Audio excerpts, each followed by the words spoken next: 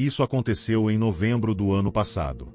Era um sábado à noite, bem no fim do outono. Eu moro sozinho numa casa térrea nos arredores de uma cidade do interior. Aquelas ruas onde todos se conhecem, onde as pessoas ainda deixam a porta destrancada durante o dia, e onde praticamente nada estranho acontece, até que acontece. Eu tinha tido uma semana puxada no trabalho e decidi passar o fim de semana em casa, descansando. Pedi comida, abri uma cerveja, botei um filme qualquer e deixei o tempo passar. Por volta das 10 da noite, começou a chover. Primeiro fraco, depois forte, daquelas chuvas com trovões que balançam a janela. O barulho da chuva era até relaxante. Meu cachorro, um vira-lata medroso chamado Tico, dormia ao meu lado no sofá, completamente apagado. Eu estava prestes a dormir ali mesmo quando meu celular vibrou. Era uma notificação de movimento detectado pela câmera da porta da frente. Só que isso não fazia o menor sentido. A câmera estava lá desde que me mudei, mas já fazia mais de um ano que ela não funcionava. A bateria havia morrido, e eu nunca mais recarreguei. Nem lembrava mais que o app estava instalado. Achei que fosse algum bug ou notificação atrasada. Mesmo assim, abri o aplicativo, meio no automático. A tela ficou preta por alguns segundos. Depois, carregou. E foi aí que o frio subiu pelas minhas costas. No vídeo, dava para ver claramente a minha varanda. A câmera estava funcionando. E tinha alguém parado ali. Um homem. Ele estava de pé, no meio da varanda, de frente para a porta. Molhado da cabeça aos pés. Parado. Totalmente imóvel. O rosto estava parcialmente encoberto pela sombra da marquise, mas era possível ver o suficiente para perceber que não era alguém que eu conhecia. O pior de tudo, ele não parecia estar ali para pedir ajuda, ou bater, ele não fazia nada. Só olhava fixamente para a câmera. Eu pausei por um momento, tentando entender o que estava vendo. Tico, que até então dormia, levantou as orelhas e começou a rosnar baixo, olhando na direção da porta. Foi aí que eu comecei a entrar em pânico. Me levantei devagar, sem acender nenhuma luz, e fui até a janela da sala, que fica com uma visão lateral da varanda. Abri uma fresta na cortina. Ele estava lá, parado, sem guarda-chuva, sem capuz, com a cabeça levemente inclinada para o lado, como se estivesse escutando algo, ou tentando. Voltei pro celular. A câmera ainda transmitia, mas começou a falhar. A imagem piscava, cortava, voltava. Então, sem aviso, o homem deu um passo para trás. Depois mais um. E então desapareceu da imagem, engolido pela escuridão da rua. A primeira coisa que fiz foi tentar ligar para a polícia. Mas no exato momento em que disquei o número, todas as luzes da casa piscaram e se apagaram. A energia caiu. O celular também perdeu o sinal, sem serviço, sem Wi-Fi. Fiquei em silêncio absoluto, ouvindo apenas o som da chuva pesada caindo do lado de fora, e o Tico agora latindo feito louco para a porta. Peguei uma lanterna e um canivete que guardo na gaveta da cozinha. Esperei alguns minutos, tentando ouvir passos, vozes, qualquer coisa, nada. Com o coração disparado, fui até a porta e olhei pelo olho mágico. Nada. Abri com muito cuidado. O ar frio e úmido entrou na hora. O chão da varanda estava completamente seco. Nenhuma marca de pegadas. Nenhum sinal de que alguém tinha estado ali. Voltei para dentro com a cabeça a mil.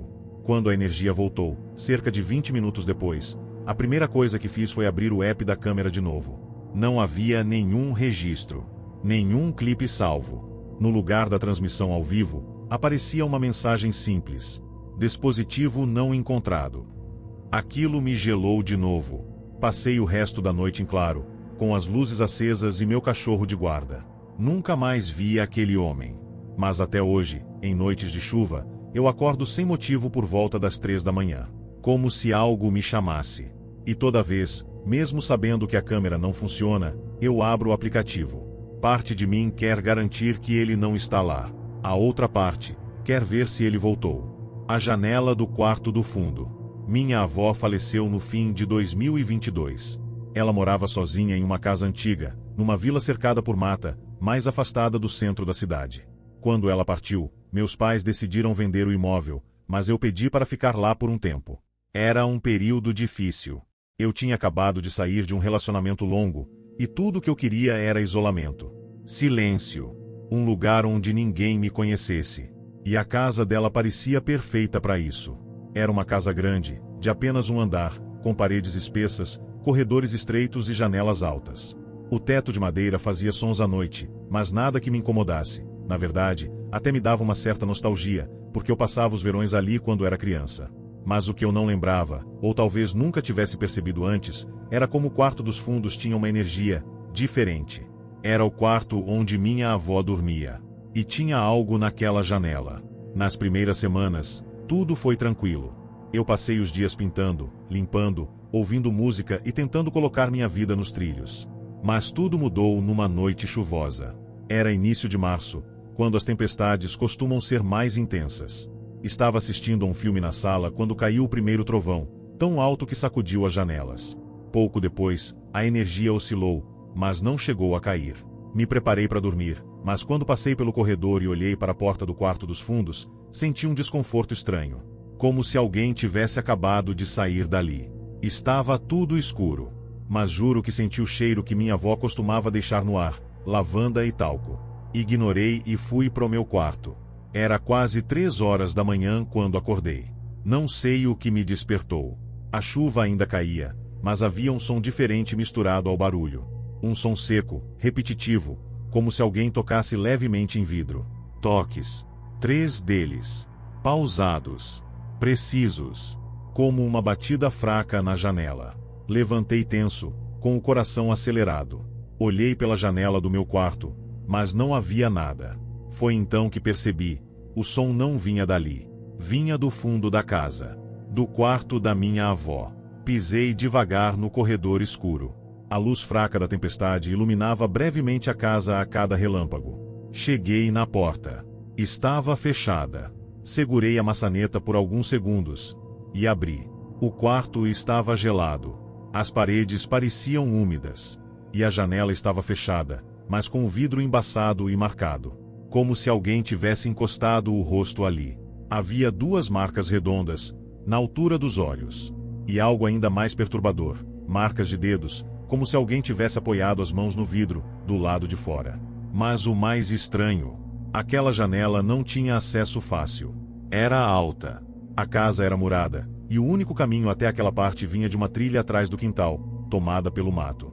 Saí do quarto imediatamente e travei a porta. Na manhã seguinte, fui até a parte de fora. A terra estava encharcada, mas encontrei o que eu mais temia: pegadas. Barro fresco, pisado por pés descalços. Como se alguém tivesse andado por ali, parado sob a janela, e ido embora. Pensei em chamar a polícia, mas como eu ia explicar aquilo? Nada tinha sido roubado. Ninguém invadira a casa. Era como se alguém tivesse apenas observado. Por minutos. Contei o que aconteceu para a vizinha da frente, uma senhora que conhecia minha avó há décadas. Ela me ouviu em silêncio, e quando terminei, disse algo que me gelou. Sua avó falava de um homem que aparecia ali, na janela. Só nas noites de chuva. Ela dizia que ele sorria, mas nunca falava. Nunca tentava entrar. Só ficava olhando. Achei que fosse delírio de idosa. Só que aquilo não saía da minha cabeça. Nos dias seguintes, instalei sensores de movimento no quintal. Luzes com alarme. Até uma câmera apontada para a janela dos fundos. E por um tempo, tudo ficou em paz. Até uma noite, semanas depois, quando outra tempestade caiu. Eu estava no sofá, já me preparando psicologicamente para não dormir. O sensor de movimento ainda não tinha apitado. Mas, exatamente às 2h27 da madrugada, a câmera do quarto dos fundos ativou. Abri o aplicativo no celular, e o vídeo mostrava exatamente o que eu temia. Um rosto, próximo ao vidro, sem expressão, com olhos escuros e fixos, como se olhasse não para dentro do quarto, mas para mim. O vídeo durou apenas 4 segundos antes de cortar. A mensagem seguinte foi: erro, sinal interrompido. No dia seguinte, voltei a checar o vidro. E lá estavam as marcas. Novas. Mais uma vez, mesmo com tudo fechado, com o portão trancado e os sensores sem disparar. Hoje, não moro mais naquela casa. Ela foi vendida no mês seguinte, e até onde sei, continua vazia. Mas às vezes, em noites de chuva, eu me pego olhando para janelas. Qualquer uma. Como se, a qualquer momento, ele pudesse estar ali. Esperando que alguém o veja. Ou pior, esperando que alguém abra. Isso aconteceu em 2021, numa das primeiras vezes em que fiquei sozinho por mais de um fim de semana. Eu ainda morava com meus pais na época, numa casa antiga no interior de Minas. Eles tinham viajado para visitar uns parentes em outra cidade, e como eu estava com provas na faculdade, preferi ficar. A casa é grande, com quintal nos fundos e um corredor lateral que dá direto para a cozinha. O tipo de lugar que pode ser aconchegante durante o dia, mas à noite, fica silencioso demais. Na sexta-feira, tudo estava tranquilo. Pedi comida, assisti uns filmes e fui dormir cedo. Mas no sábado, o tempo começou a mudar. No fim da tarde, o céu já estava completamente escuro, e por volta das 8 da noite, começou uma tempestade daquelas. Chuva forte, trovões, e o tipo de vento que parece empurrar a casa pelos alicerces. Deitei cedo, mas não consegui dormir direito. Por volta da meia-noite, acordei com o barulho do vento batendo alguma coisa no quintal. Fiquei uns minutos ouvindo, tentando ignorar. Mas então percebi algo estranho. Meu cachorro, Thor, não estava no quarto. Ele sempre dormia no canto perto da minha cama. Achei que talvez estivesse assustado com a chuva e tivesse ido para a sala. Me levantei para procurar. A casa estava escura, só com uma luz fraca da cozinha acesa, aquela que a gente deixa por costume. Fui andando devagar, chamando pelo Thor, até que ouvi um barulho baixo vindo dos fundos. Um gemido abafado. Era ele. Thor estava sentado de frente para a porta dos fundos, encolhido, com o rabo entre as pernas. Olhava fixamente para o vidro da porta, e emitia aquele som baixo que os cachorros fazem quando estão com medo, quase como um aviso. Me aproximei, olhei pelo vidro embaçado, e não vi nada. Foi aí que aconteceu. Antes mesmo de eu pensar em falar algo ou voltar para o quarto, alguém falou do outro lado da porta. Ei, você pode abrir? Tá chovendo demais aqui fora. A voz era masculina, mas fraca, como se estivesse tentando não acordar ninguém. O pânico foi instantâneo. Meus músculos travaram. Thor começou a rosnar alto.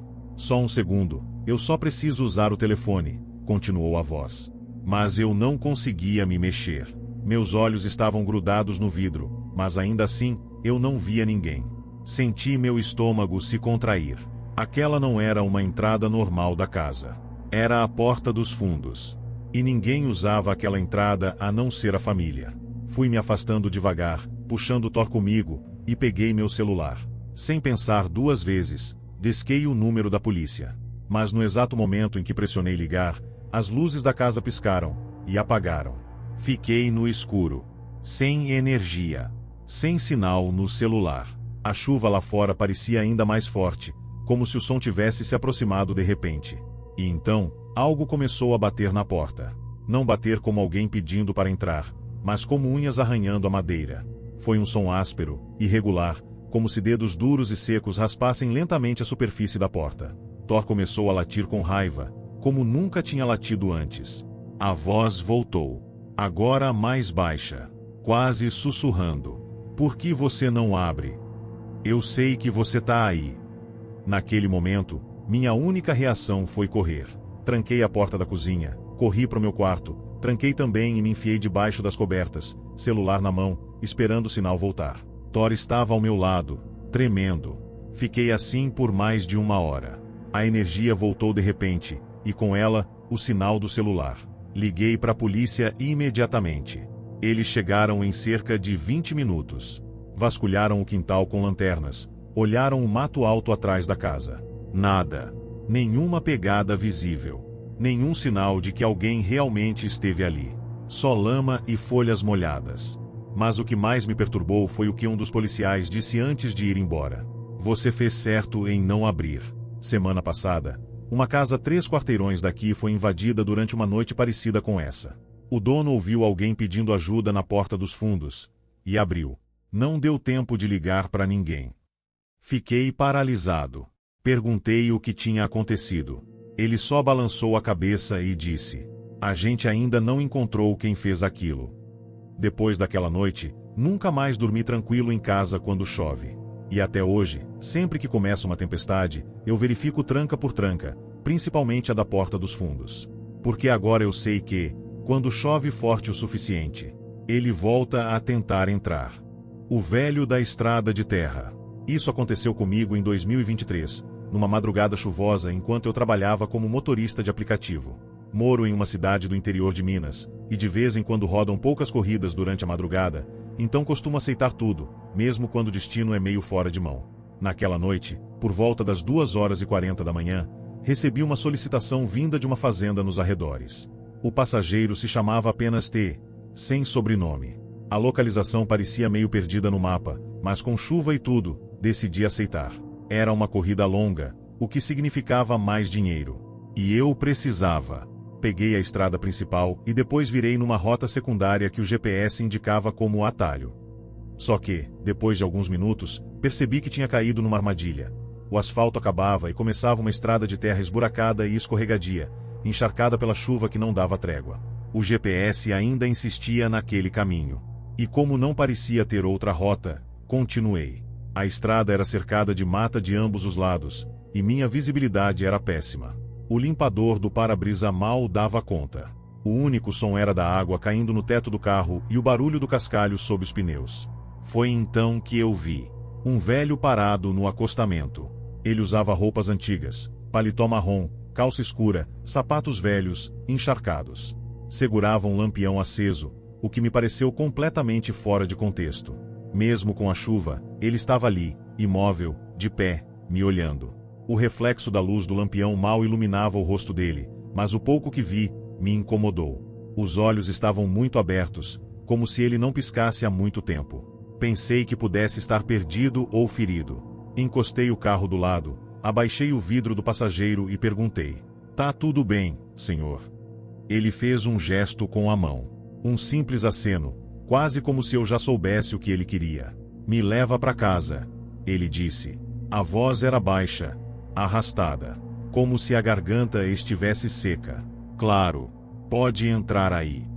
Ele entrou no banco traseiro sem dizer mais nada. Apenas se acomodou, segurando o lampião no colo, que não apagou mesmo com o vento e a água.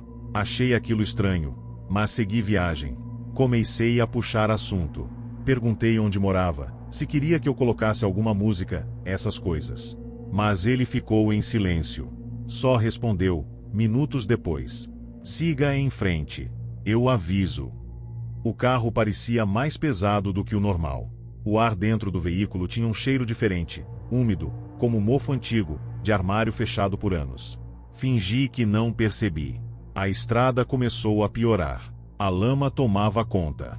Mas o GPS ainda indicava que era o caminho correto. Foi quando olhei o celular e percebi algo. O trajeto tinha desaparecido. O GPS mostrava apenas o ícone do meu carro, parado em um ponto sem nome.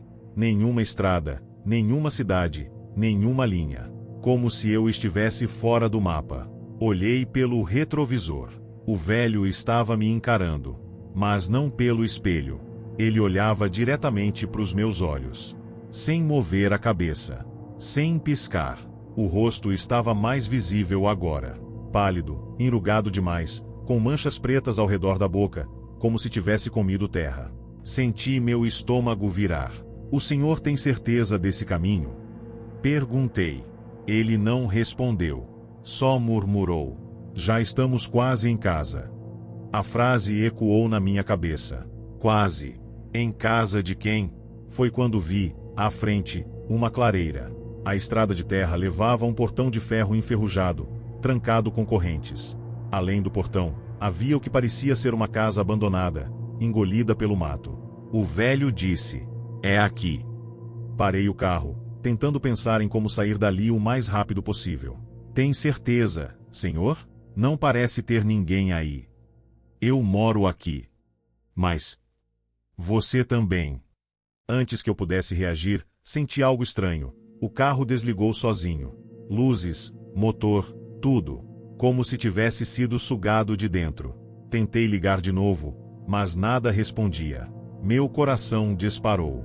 Olhei pro banco de trás. Vazio. O velho tinha sumido. O lampião não estava mais ali. Mas quando olhei para fora, ele estava do lado de fora da casa. Me esperando. De pé. Sorrindo. Com o lampião aceso nas mãos. A chuva parou de repente.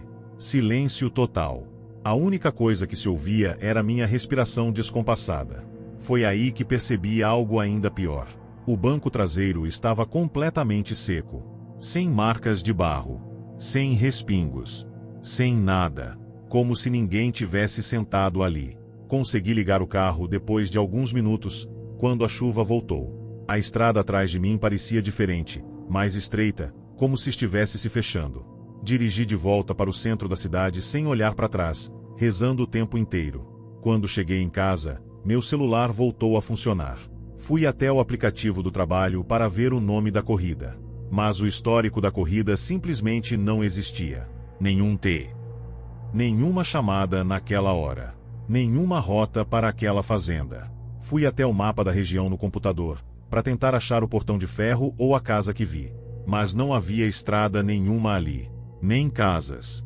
Só mata fechada. Até hoje, em noites de chuva, evito dirigir.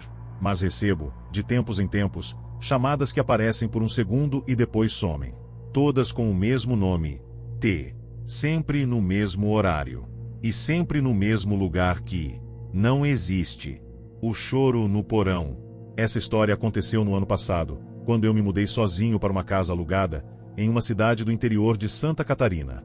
Era uma oportunidade boa, aluguel barato, lugar espaçoso e um quintal enorme. A dona da casa era uma senhora simpática que só pediu para que eu cuidasse bem do imóvel. Ela comentou que a casa estava desocupada havia algum tempo, mas não disse o motivo. A estrutura da casa era antiga, mas estava bem conservada. E o detalhe que mais me chamou a atenção era que ela tinha um porão de alvenaria, coisa bem incomum por aqui. Era grande, com degraus de madeira escura que desciam do lado da cozinha. Durante a visita, reparei que estava trancado com um cadeado enferrujado, mas achei que fosse apenas por segurança ou desuso. A dona só disse: melhor deixar fechado. Não tem nada útil lá embaixo, só tralha antiga. Nos primeiros dias, ignorei completamente. A rotina era tranquila. Trabalho remoto, noites silenciosas, clima fresco. Mas aí veio a chuva. E tudo começou a mudar. A primeira noite foi leve. Eu estava vendo TV quando percebi que a energia deu uma leve oscilada. Nada demais. Mas por volta das 3 da manhã, acordei com o que parecia ser um som abafado vindo do chão. Algo como um choro. No início achei que fosse a chuva, ou talvez algum animal lá fora. Mas quanto mais eu ouvia, mais claro ficava. Era uma voz humana, baixa, fraca, o choro contido de uma criança. Fiquei imóvel na cama por alguns minutos, tentando racionalizar. É só imaginação. É só o vento. Mas não era. O som vinha de baixo da casa. No dia seguinte, desci até a área do porão. O cadeado ainda estava lá, trancado. Mas mesmo de fora, encostando o ouvido na madeira da porta, sentia uma umidade estranha no ar. Um cheiro de mofo, misturado com algo doce e podre, que me embrulhou o estômago. Na segunda noite de chuva, o choro voltou. Dessa vez, mais longo. E com palavras. Alguém sussurrava entre soluços. Eu não conseguia entender tudo, mas juro que ouvi. Por favor, abre. Tá escuro aqui embaixo. Me tira daqui. Foi o suficiente. Liguei para a dona da casa no dia seguinte e perguntei sobre o porão. Ela hesitou. Disse que não lembrava muito bem do que havia lá, que era coisa do ex-marido falecido, que ela nunca mais desceu desde que ele morreu. Mas a voz dela tremeu. Pedi a chave do cadeado. Ela se recusou. Disse: escuta o que eu tô dizendo. Se você ouvir coisa, não responde. Aquela frase ficou comigo. Na noite seguinte, a chuva caiu ainda mais forte. Relâmpagos iluminavam a casa como flashes.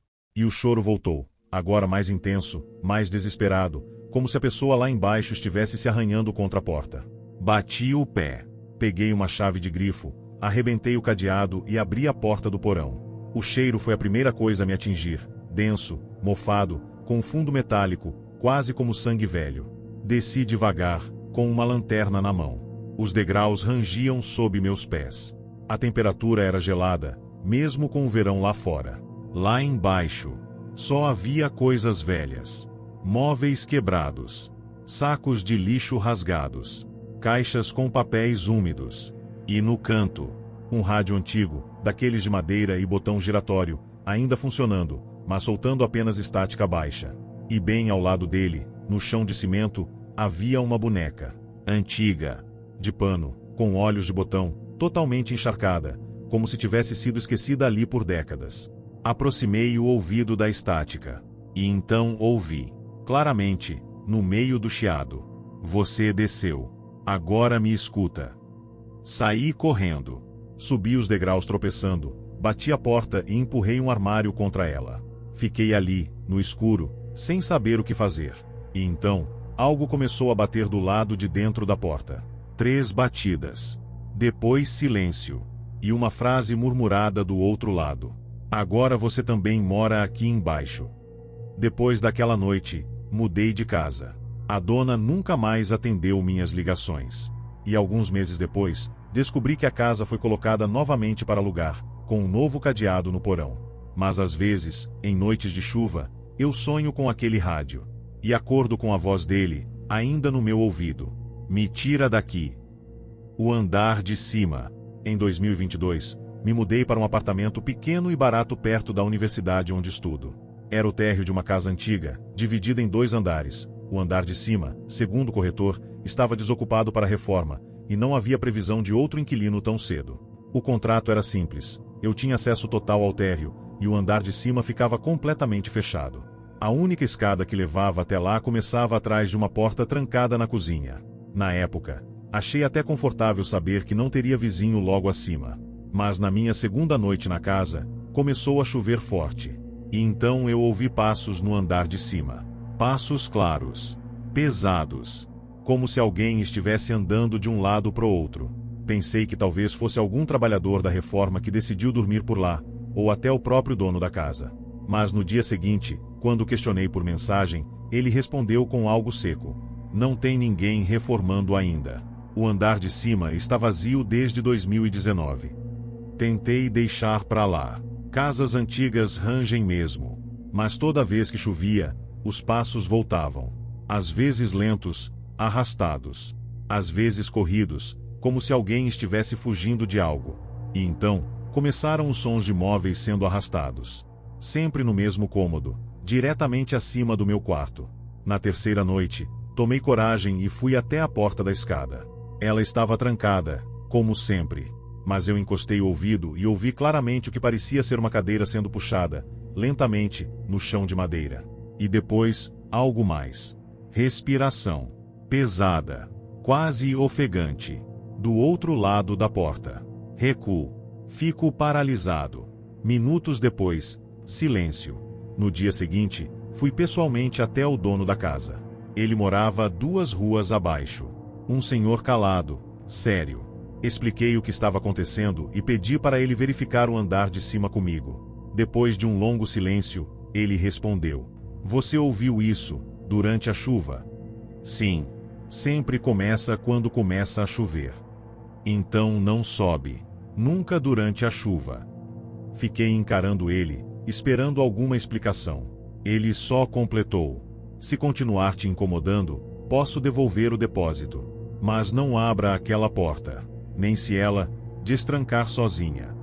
Voltei para casa com uma sensação horrível. Naquela noite, o céu desabou em trovões. E os sons começaram antes da meia-noite. Só que dessa vez, a porta estava entreaberta. Não sei explicar como ou porquê. O trinco estava virado.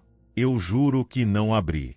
Mas lá estava ela, escancarada, revelando os primeiros degraus escuros da escada. Subi 2 degraus. Só pra ver. E então ouvi lá de cima a minha própria voz. Fraca, confusa. Dizia: "Ei, tem alguém aí." Eu congelei. Aquela era minha voz. Mas eu não tinha falado nada. Subi mais um degrau. A voz se repetiu, agora mais próxima. "Tem alguém aí." Era como um eco de algo que ainda não tinha acontecido. Subi até o fim da escada, e quando cheguei lá em cima, não acreditei no que vi. O andar de cima era idêntico ao meu apartamento. Mesmo layout. Mesmo corredor. Mesmo tapete sujo na entrada da cozinha. Como se alguém tivesse copiado meu apartamento, mas deixado tudo um pouco mais gasto. Mais velho. Como uma versão espelhada e empoeirada do lugar onde eu morava. Andei pelo corredor, até chegar ao quarto acima do meu. A porta estava aberta. E dentro dele, tinha alguém de costas para mim, parado no canto. A luz era fraca. A figura estava tremendo, ou chorando. Eu estava prestes a falar quando ela se virou. Era eu, mas com o rosto errado, pálido, os olhos fundos, a boca aberta como se estivesse preso num grito silencioso. Corri.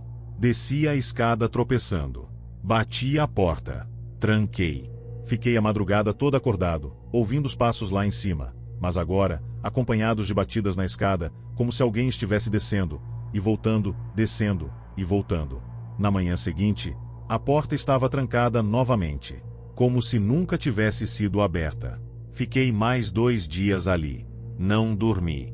Na última noite, a chuva veio como sempre, mas junto com ela, a luz do andar de cima acendeu sozinha. Peguei minhas coisas e fui embora naquela mesma madrugada. O dono da casa nunca me respondeu. O imóvel segue anunciado até hoje. E sei de pelo menos 2 pessoas que também desistiram de morar ali depois de poucos dias. Não sei se alguém vive no andar de cima, ou se é o lugar em si que vive. Só sei de uma coisa. Toda vez que chove forte, alguém me imita lá em cima. E cada vez mais, se parece mais comigo.